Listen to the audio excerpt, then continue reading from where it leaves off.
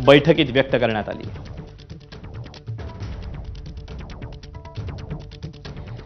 मुंबईत सध्या डासांचा प्रादुर्भाव वाढत असल्याचं दिसत असून त्यावर मुंबई महापालिकेची डासनाशक औषध फवारणी यंत्रणेची उपाययोजना प्रभावी ठरत नसल्याचं चित्र आहे। मुंबई महापालिकेच्या अनेक वॉर्डमध्ये धूर फवारणी यंत्र बंद पडल्यानं डास विरोधी मोहीम ही अडचणीत आली आहे। काही प्रभागांमध्ये मर्यादित यंत्रांमुळे मुंबईतल्या अनेक परिसरात फवारणी शक्य नसल्याची कबुली मुंबई महापालिका प्रशासनानं दिली आहे। मुंबईत प्रामुख्यानं झोपडपट्टी परिसरात मच्छरांचा त्रास जास्त वाढलाय।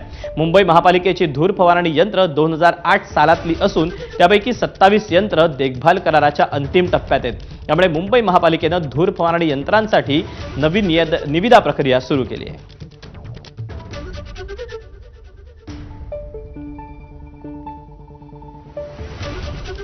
वसईमधला स्वयंघोषित धर्मगुरू ऋषिकेश वैद्यला काल पिंपरीमधून अटक करण्यात आली।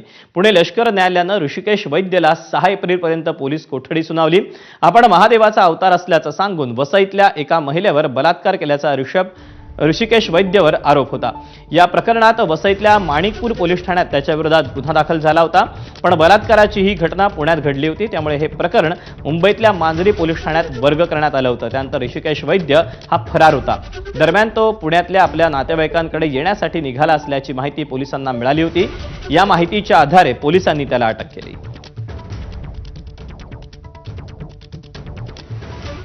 वसईतला स्वयंघोषित धर्मगुरू ऋषिकेश वैद्यच्या अत्याचाराची बळी ठरलेल्या पीडित महिलेनं माणिकपूर पोलिसांकडे फिर्याद केली होती।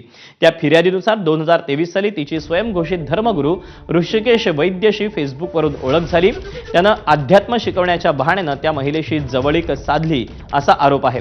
त्यानंतर वैद्यनं तिला पुण्यातल्या मांजरी येथील एका लॉजमध्ये नेलं आणि तिला गुंगी आणणारा पदार्थ खायला देऊन तिच्यावर अत्याचार केला अशी तक्रार नोंदवण्यात आलेली आहे।